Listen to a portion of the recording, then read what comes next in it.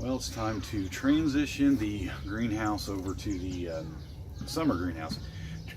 We have a small space here, so we try to use the greenhouse as much as we can, and because of that, we end up doing like 3 transitions a year. We have kind of the winter transition. I did a video on that. What I did do a few things to set up the greenhouse in the winter time, help it retain some heat the greenhouse. Where we grow lettuce and a few greens all winter long in the greenhouse.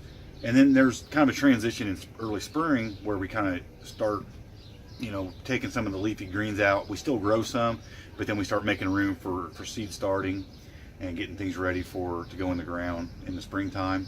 And then when we get all the seeds out and planting in the garden, we start transitioning over to grow some things in the greenhouse in some raised beds I have in the bottom here.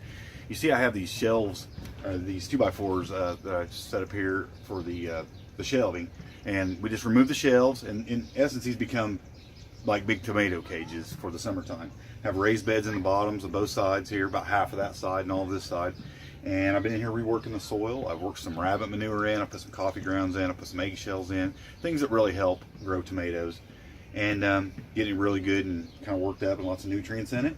And we'll stick tomatoes in here, a few peppers, some sweet peppers, sweet banana peppers, some green peppers, some jalapeno peppers, and beefsteak, tomatoes, and maybe aroma or 2 in here.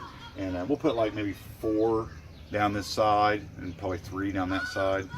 Plants. Not a lot of stuff going in here, but it fills the greenhouse up pretty good. These things will grow clear up into the ceiling, and I'll just run them straight up. And we'll grow a lot of tomatoes in here. It's a small greenhouse, but it still produces a lot. I don't grow a lot of peppers in here. I always grow just maybe a couple in here, and everything else I put outside. I wouldn't grow any tomatoes in here. I'd grow other things, but I just always prepare for blight. If we do get attacked with a heavy blight season, we did a couple years ago where everything just kind of got smacked with blight, stuff in the greenhouse doesn't get affected really. So it's nice to have a backup. It's nice to have a couple plants in here producing a lot of tomatoes, just for us if nothing else, so we can eat them.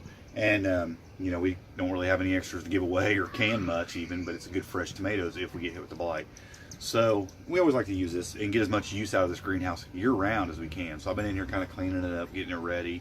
I'll clean the windows, make sure getting good sunlight in here, and get this stuff planted. Probably tonight. I got right outside the greenhouse here. I have all my potted up tomatoes and some peppers over there, and I'll probably get a few in here tonight. But I wanted to get this bed ready. So I just wanted, kind of encourage folks that if you have a small hobby greenhouse, just because it's small doesn't mean you can't use it really year round. Like I said, use it in the winter time to grow a few greens, seed starting in the springtime, and even in the summertime when it's really hot, we just open the door, open the vent, leave it open all summer long. You just got to make sure you water things, and you bottom water, and they do real good. For the last 3 years now, we've been growing stuff in here, and in the summertime, and it's always the best plants we have. As far as tomatoes go. So I just want to encourage you, if you do have a small greenhouse, don't just let it sit. Use that valuable space to grow something, even when it's really hot outside. So, hey, thanks for watching.